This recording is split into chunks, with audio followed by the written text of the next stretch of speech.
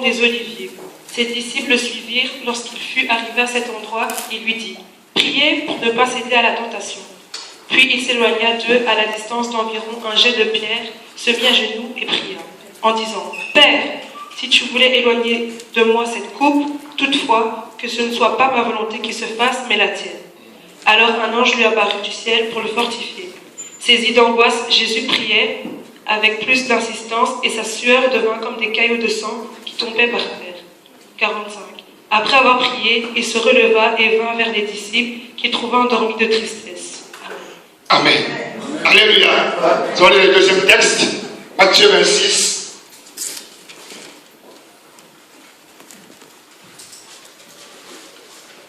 Matthieu 26. Matthieu 26, verset 36. 38. Commença à être attristé et très angoissé. Alors il dit : Mon âme est assise de tristesse jusqu'à la mort. Amen. Amen. Il a dit : Mon âme est attristée jusqu'à la mort. Amen. Troisième texte, on va aller dans Jean 4.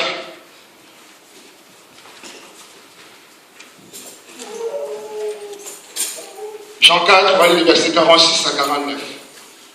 Lut la parole du Seigneur.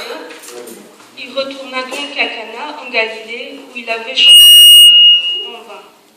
Il y avait à Capernaum un officier du roi dont le fils était malade. Ayant appris que Jésus était venu de Judée en Galilée, il alla vers lui et le pria de descendre et de guérir son fils qui était près de mourir. Jésus lui dit : Si vous ne voyez des miracles et des prodiges, vous ne croyez point. L'officier du roi lui dit : Seigneur, descends avant que mon fils meure. Amen. Amen. L'officier du roi lui dit : Seigneur, descends avant que mon enfant meure. On va terminer par Jean 5. Vous mettez seulement la page, Jean 5, le verset 1, on va jusqu'au verset 8. 9, pardon. Jean 5, verset 1 à 9. Je lis la parole de Dieu. Amen. Après cela, il y avait une fête des Juifs, et Jésus monta à Jérusalem. Or, il y a à Jérusalem, près de la porte des Brebis, un réservoir d'eau appelé en hébreu Bethesda, avec 5 portiques. Une multitude d'infirmes, aveugles, boiteux, paralysés étaient couchés là et attendaient le mouvement de l'eau. Car, à certaine époque, un ange descendait dans le réservoir et agitait de l'eau, et le premier qui entrait après que l'eau avait été agitée était guéri, quelle que soit la maladie dont il était atteint. Or, il y avait là un homme infirme depuis 38 ans. Jésus, le voyant couché, et sachant qu'il était dans cet état depuis longtemps déjà, lui dit : Veux-tu être guéri ?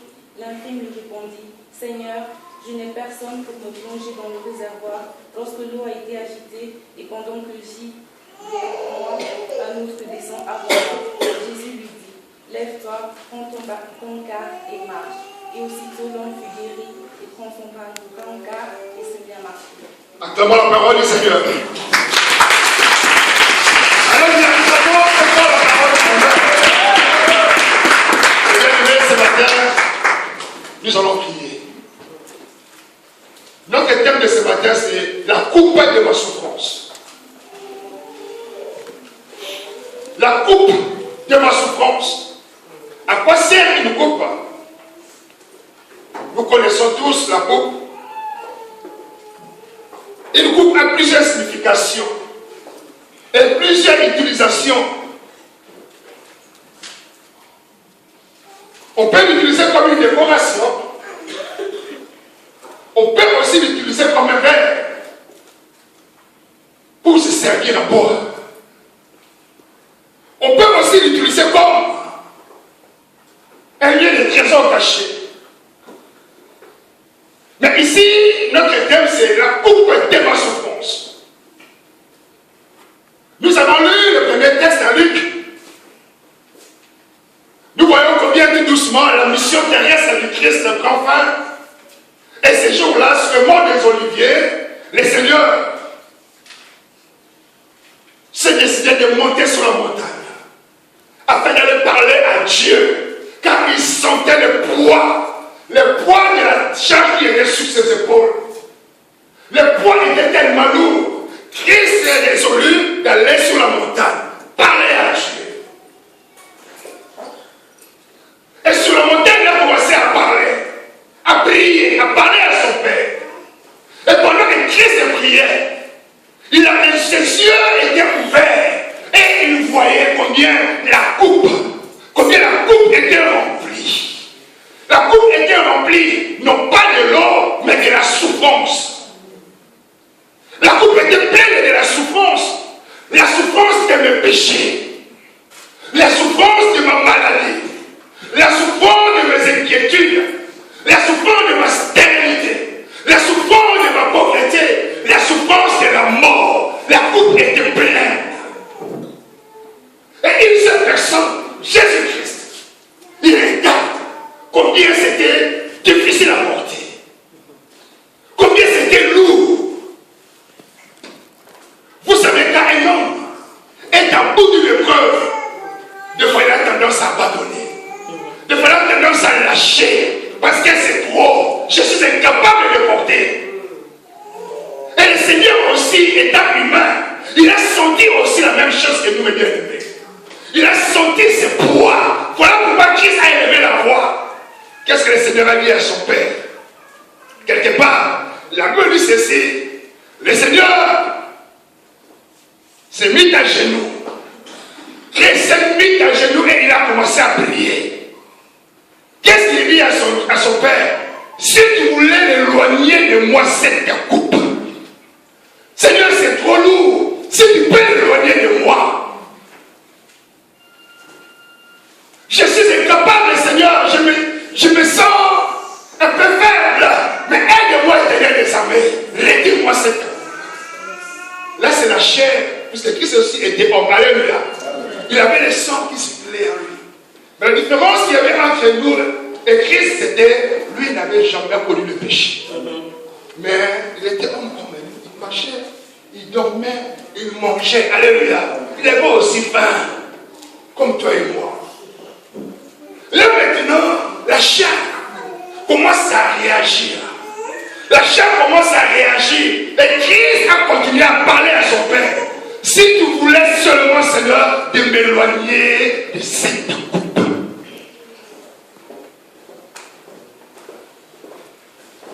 Quelque part, il a dit, le Seigneur, que ta volonté soit faite. Moi qui suis ton fils, je te demande de m'éloigner de la coupe. Mais je laisse toi entre tes mains. Fais ce que tu as décidé. Et je vais me soumettre.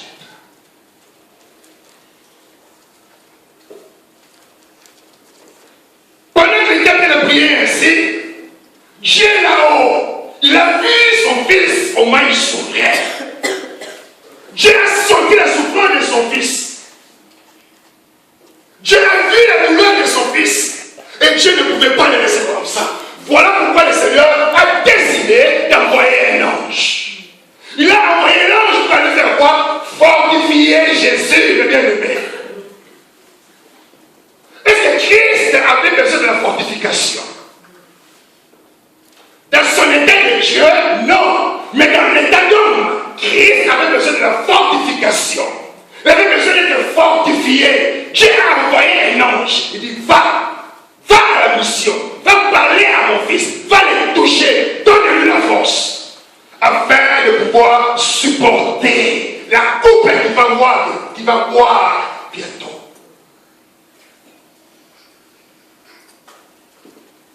Verset 43. Alors, un ange lui apparut du ciel. Un ange lui apparut du ciel pour le fortifier. L'ange est venu fortifier Christ le bien-aimé. Car quand on est dans la faiblesse, on a besoin de la fortification. Quand tu te sens faible, tu as besoin de quelqu'un pour te donner, pour te dire, prends courage. Pour te dire, lève-toi. Pour te dire, ne regarde pas derrière, mais regarde devant. Pour te dire, ne reste pas sur place, mais avance. Quand tu es dans le preuve, quand tu te sens mal, tu as besoin de soutien. Christ avait besoin de soutien. Voilà pourquoi Dieu ne pouvait lui envoyer un homme. Car sur la montagne d'Olivier, là, Christ n'était pas seul. Il était accompagné des disciples. Les disciples étaient accompagnés de Christ, ils étaient là. Mais Dieu ne pouvait pas envoyer les disciples pour fortifier le Seigneur. Car les disciples ne pouvaient même pas l'approcher pendant ces instants. Car là où il y avait Christ, le bien-aimé, comme la coupe était débordée, mes péchés étaient débordés, tout coulait comme ça. Tout autour du Christ, il y avait nos péchés qui l'entouraient. Quels disciples qui pouvaient aller jusque là pour dire au Seigneur, Seigneur, sois fortifié. Non, il n'y avait pas. Il était seul à combattre. Il devait mener ce combat tout seul. Christ n'avait besoin de personne si ce n'est l'aide de son Père. Et Dieu a résolu d'envoyer un ange. Et l'ange est venu fortifier le Seigneur. Et écoutez encore bien aimé, pendant que Christ était fortifié, il s'est passé quelque chose. Pendant que Christ était fortifié, quelque chose d'extraordinaire se passait maintenant dans son corps. Dieu a revêtu maintenant le Seigneur la capacité de porter le poids de nos péchés. Dieu a renversé sur son Fils le pouvoir, l'autorité de porter nos douleurs. Là, Christ est devenu capable. Là maintenant, Christ se sentait fort. Il se sentait prêt à aller maintenant affronter Satan. Car là, à cette place-là, vous savez, c'était comme Christ était sous le ring avec le diable. Vous savez, quand on est sous le ring, il y a un qui donne le coup, et le coup puissant. Et l'autre aussi qui donne le coup puissant. C'était une bagarre terrible entre le Christ et le diable. Et c'était tous les deux sous le ring. Il fallait maintenant qu'il y ait un vainqueur. Il fallait un vainqueur. Parce qu'on ne peut pas avoir deux vainqueurs, un seul. Et il s'est donné le coup. Alors, bien aimé, écoutez ce que la Bible nous dit. La Bible nous dit ceci, verset 44. Étant en agonie, alléluia, il priait instamment. Quand l'ange est venu le toucher maintenant, le bien-aimé,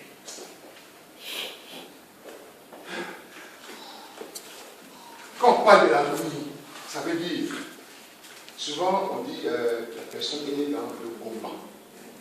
Agonie, c'est-à-dire qu'il approche de la mort. Tu es en train de lutter.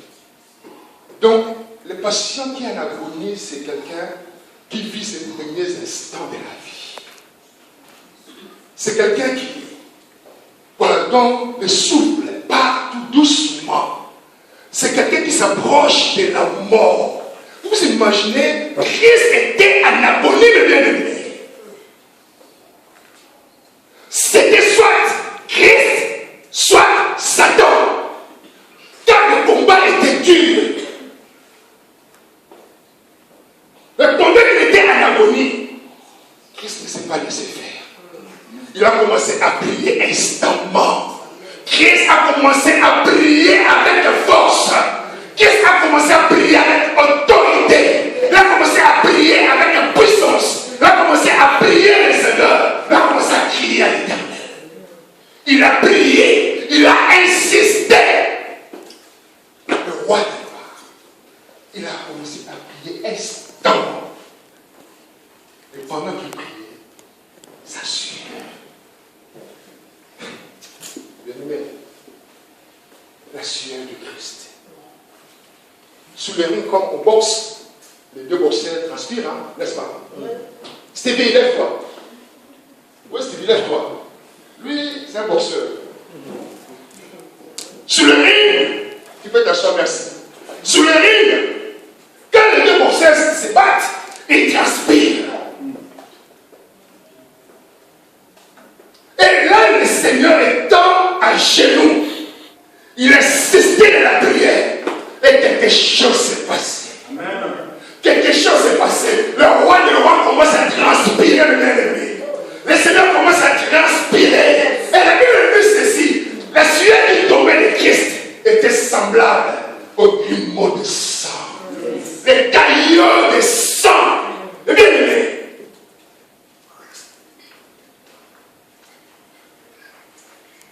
Pour que la sueur devienne comme des caillots de sang, il faut qu'il y ait quelque chose de puissant, quelque chose d'extrêmement fort. À ce moment-là, Christ, il n'était pas là. Il était quelque part. Il était dans un monde où aucun homme ne pouvait y arriver.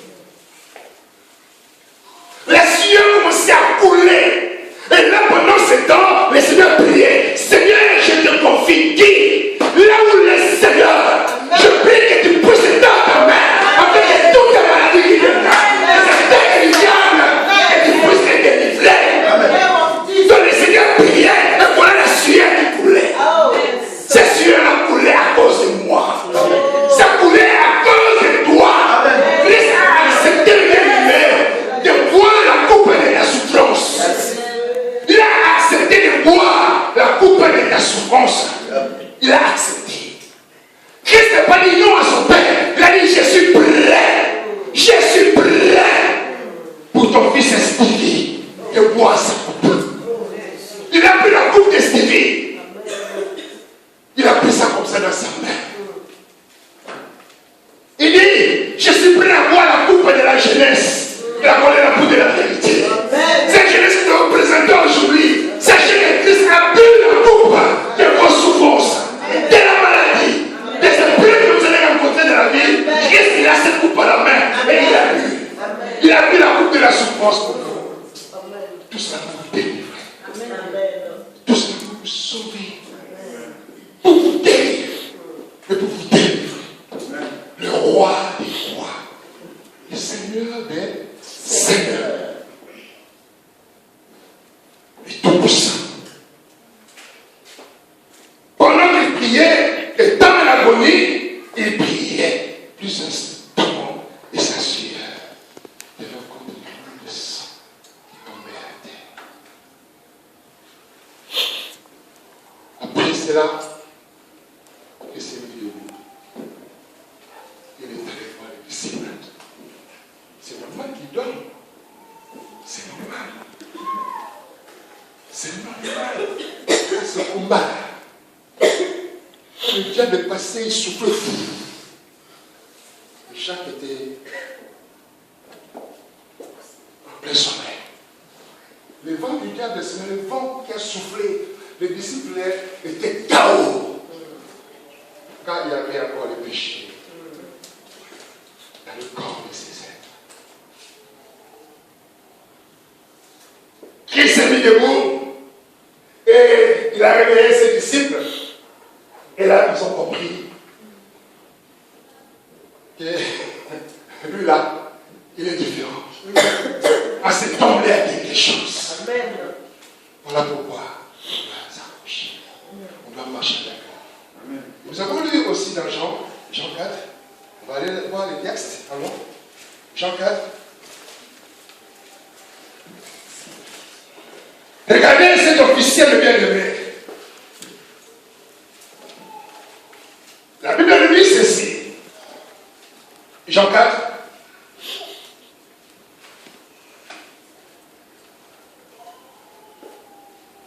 Il est retourné donc à Cana, en Galilée, où il avait changé l'eau en vin. Il y avait à Capernaum un officier du roi dont le fils était malade. Ayant appris que Jésus était venu d'Égypte en Galilée, il alla vers lui et le pria de descendre et de guérir son fils qui était près de mourir. Jésus lui dit, si vous ne voyez de miracles et de prodiges, vous ne croyez point. L'officier du roi lui dit, Seigneur, descends avant que mon enfant meure. Seigneur, descends avant que mon enfant meure. Cet officier du roi, un homme de pouvoir, son fils est tombé malade. Mais comme tout parent, cet homme a cherché la solution pour guérir son fils. Mais malheureusement, la situation de son enfant allait de plus en plus mal. Et son séjour terrestre prenait de plus en plus fin. Et gloire à Dieu, il apprend que Christ devait passer là. L'officier s'est déplacé pour aller rencontrer le Seigneur. Il a poussé un cri de détresse. Le cri de détresse de père dont le fils est malade. Le père cherche la solution. Combien de personnes ici sur la terre, quand elles sont malades, deux fois elles quittent la Belgique pour aller en Suisse se faire soigner. Elles quittent la Suisse pour aller aux États-Unis se faire soigner. Elles quittent Bassam-Koussou pour aller à X pays pour se faire soigner. Pourquoi, mes bien-aimés? Parce qu'ils cherchent la guérison. Et l'officier s'est déplacé. Il a laissé son pays. Il a laissé sa ville pour aller rencontrer le Seigneur. Et quand il a vu le Seigneur, il a poussé les cris de détresse. Il a poussé les cris. Et le Seigneur lui entend mon cri. Qui veut t'entendre crier? Qui veut que tu pousses les cris vers le Seigneur? Quand ce matin, mon frère, tu es rempli d'angoisse. Tu es rempli de soucis. Il y a la maladie qui est en train de ronger ton cœur. Il y a la tristesse qui est en train d'abîmer ta vie. Il y a l'inquiétude qui est en train de détruire ton âme. Et le Seigneur ce matin, il veut seulement que tu pousses les cris, que tu cries vers lui, que tu lui demandes son secours, et tu verras ce que le Seigneur fera pour toi. Amen. C'est toi qui d'aller chercher le Seigneur. Il faut savoir chercher le Seigneur de bien-aimé. Tu dois te déplacer pour chercher le Seigneur. Tu dois te déplacer pour rencontrer le Seigneur. Oui, Dieu est partout. Mais il nous a laissé sa maison. Il nous a laissé ses serviteurs. Tu dois te déplacer pour chercher le Seigneur. Quand tu es dans le problème, déplace-toi. Je vais me déplacer pour aller chercher Christ. Pour lancer mon cri de détresse. Comme cet officier. Il n'a pas regardé ses galons. C'est un officier. Il n'a pas regardé son grade. C'est un officier. Mais il s'est diminué. Il s'est diminué. Il est allé jusqu'à la rencontre de Jésus-Christ. Car j'ai besoin de toi. Mon enfant souffre. Mon enfant est malade. J'ai besoin de toi. Alors, il a commencé à lui parler. Qu'est-ce qu'il a dit? Il a supplié le Seigneur dit, descends avec moi. Alléluia. Descends. Descends, Seigneur, viens guérir mon fils. Viens guérir mon enfant qui est malade et qui est prêt à mourir. Cet homme avait quelque chose d'important. La foi. Il avait la science. Il savait vers qui il était allé demander l'aide. Il avait confiance à cette personne. Il avait confiance au Seigneur Jésus-Christ. Voilà, il a insisté 2 fois. Au verset 49, l'officier du roi lui dit encore, Seigneur, descends avant que mon enfant meure. Seigneur, descends avant que mon fils meure. Car cet officier savait que Christ, avant même sa mort, il était Dieu. Il savait, il avait la ferme assurance que cette personne, ce n'est pas un être normal. C'est une personne surnaturelle. Il n'est pas comme nous. Quand il parle, il y a quelque chose de extraordinaire qui sort de sa bouche. Quand il marche, au travers de sa démarche, on voit quelque chose que nous n'avons pas. Au travers de ses regards, on voit quelque chose auquel l'homme ne peut posséder. Donc, à cet homme, il y a quelque chose. Et quand il passe quelque part, il y a des miracles de guérison. Laisse-moi aller chercher la solution auprès du Christ.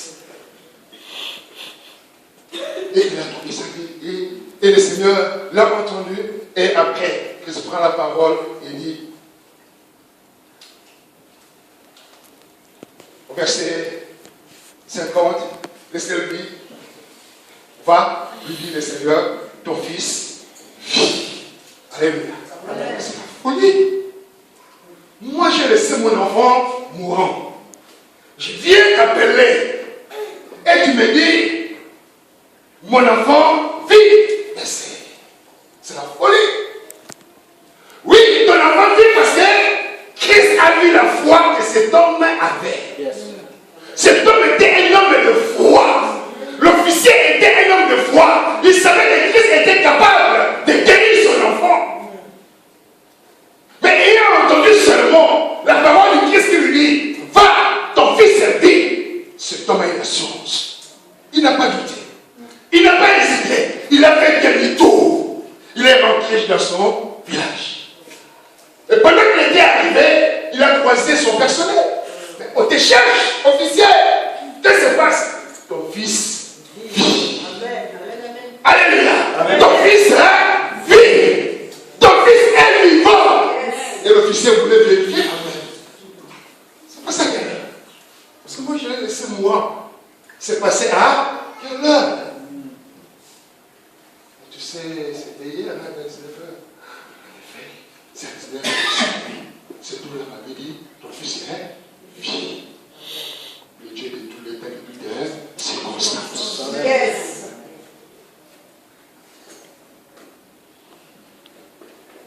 Dieu a guéri le fils de l'officier. Ce jeune homme a retrouvé la vie. Lui qui était mort, il a retrouvé la vie.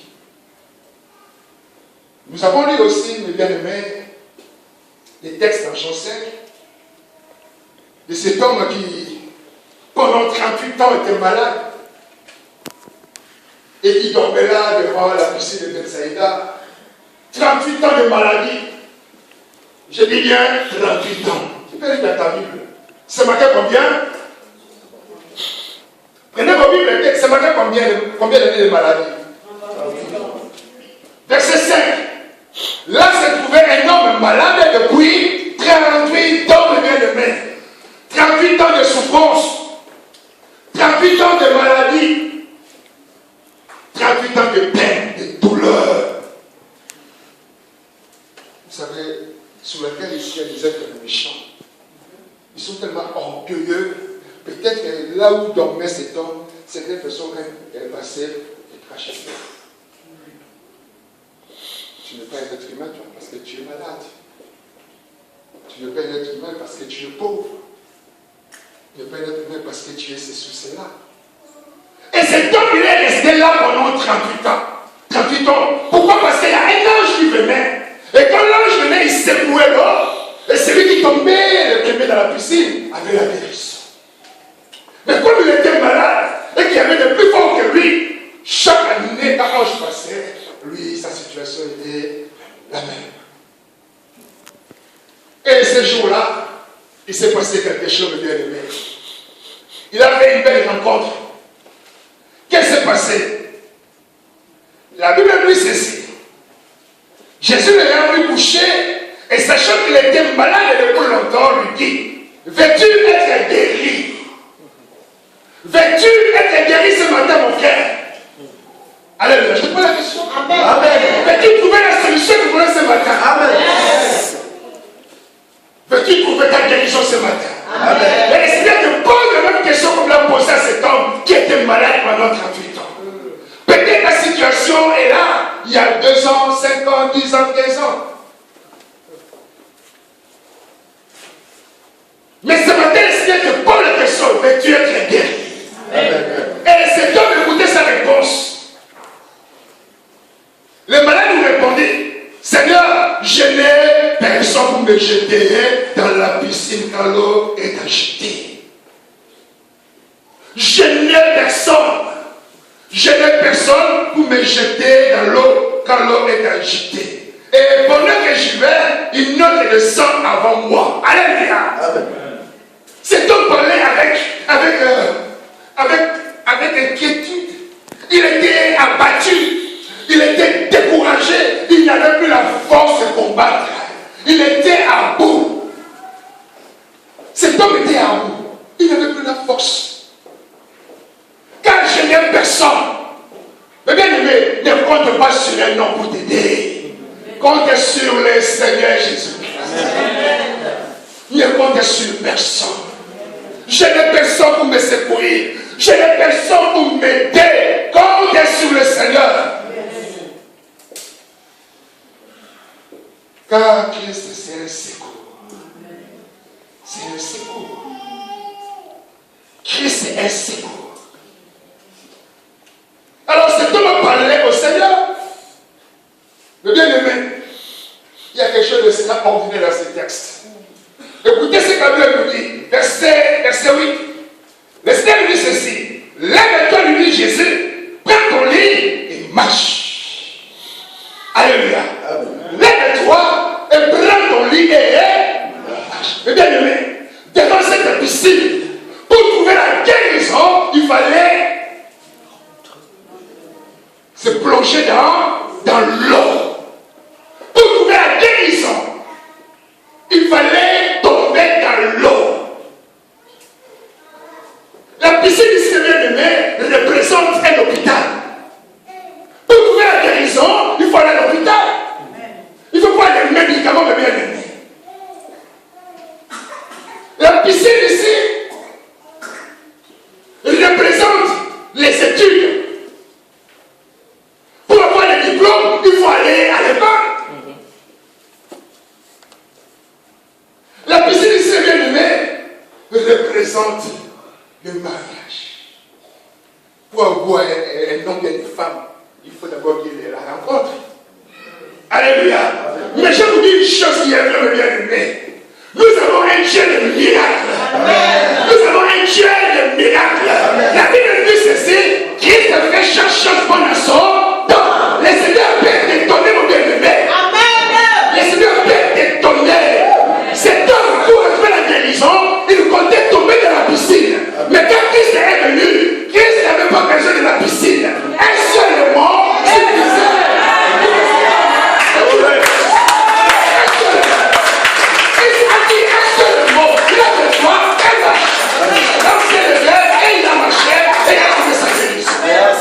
Christ n'a pas besoin pour ta guérison d'aller à l'hôpital. Physique est suffisant. Docteur sur docteur. Aujourd'hui, le docteur dit. Après le médecin, docteur laisse grâce. Et ainsi de suite. Christ peut changer sa situation. Christ, un seul mot, le Seigneur peut changer ta vie. Un seul mot. C'est tout le même pas besoin de la piscine. Je suis certain que les gens vont dire après. Mais Antoine, qu'est-ce qu'il y a? Mais là, je ne vais pas venir aujourd'hui. Mais tu étais avec moi il y a plus ou moins 30 minutes. Qu'est-ce qui s'est passé? Qu'est-ce qui s'est passé que j'ai rencontré quelqu'un d'extraordinaire? J'ai rencontré le roi des rois. C'est le roi-là qui me dit, lève-toi et marche. Et j'ai obéi à sa voix, je marchais. Et voici je suis là. Mon lit, je jette à mon lit. Je jette à mon manteau. C'est mon manteau qui m'étouffait. C'est mon manteau qui m'empêchait d'être agréable à Dieu. C'est mon manteau qui m'empêchait de servir le Seigneur. Je le jette au nom de Jésus. Car je crois à ma guérison aujourd'hui. Voilà pourquoi mon bien-aimé. Dans la coupe de la souffrance, il y a eu quelqu'un qui s'est chargé de ça. Christ a bu cette coupe. Il a bu cette coupe afin que tu aies la guérison et la délivrance. Tu vas te mettre, nous allons commencer à prier maintenant. Tu vas prier pour ta vie. Tu vas commencer à prier pour ta vie, mon bien-aimé. Peut-être que dans ton cœur, tu as la coupe de blessure. Ton cœur est tellement blessé. Tu es blessé peut-être par l'humiliation. Tu es blessé par les injures. Tu es blessé par peut-être la maladie, la pauvreté. Tu es blessé par les regards des autres. Tu es blessé. Ce matin, Christ voit cet amour. Le Seigneur est prêt. Il est prêt. Mais tu dois avoir la foi. Tu dois avoir la foi. Tu dois croire à ce que tu es en train de faire. Tu dois croire à la prière que tu adresses à ton Dieu. Peut-être la coupe déborde. Parce que les gens te font du mal. Tu ne reçois que le mal. Tu fais tout pour faire le bien. Mais les gens te rendent du mal. Et ta coupe déborde. Et ta coupe déborde, bien-aimé. Peut-être aussi le bien-aimé. Ta coupe est débordée à cause de la pauvreté. Tu es ici en Europe et ta famille compte des citoyens d'Afrique. Mais tu es là, 8 jours réfléchir. Comment aider ma famille? Et là-bas, sur le plan, les gens ne comprennent pas. pensent que tu les as abandonnés. Ils pensent que tu ne veux pas les aider. Oh, tu n'as pas encore. Ta coupe déborde. Ta coupe déborde. Ce matin, le Seigneur veut voir cette coupe. Il veut te décharger de ses soucis. Il veut te décharger de cela. Peut-être bien-aimé, ta coupe déborde. Car ton corps est malade. Ton corps est malade.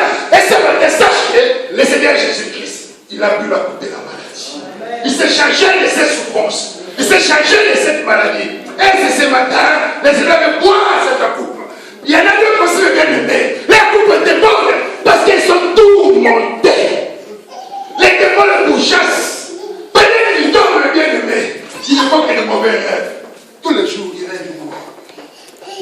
Il n'est pas sportif, mais pendant qu'il dort, c'est un marathonien. Il ne fait que courir. Pourchassé par le diable. Il est fatigué de courir. Fatigué. Il a tellement fait des millions de kilomètres dans les rêves.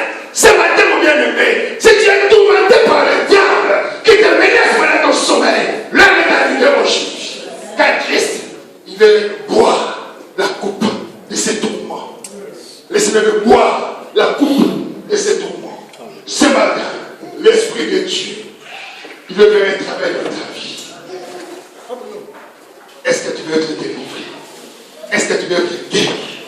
Est-ce que tu veux être sauvé? Est-ce que tu veux que ta situation change? C'est à toi de décider. C'est à toi de savoir ce que tu veux. Comme cet homme est allé demander au Seigneur de secours. Et Christ est venu le secourir. Est-ce que ce matin, toi aussi, que le Seigneur fasse quelque chose dans ta vie? Et que Christ change quelque chose dans ta vie? Et que le Seigneur améliore ta vie ce matin? Moi, je vais t'inviter. Je vais inviter le chant, nous allons commencer à chanter. On commence à chanter le Seigneur. Donc, commencez à élever ta voix. Nous allons chanter le Seigneur.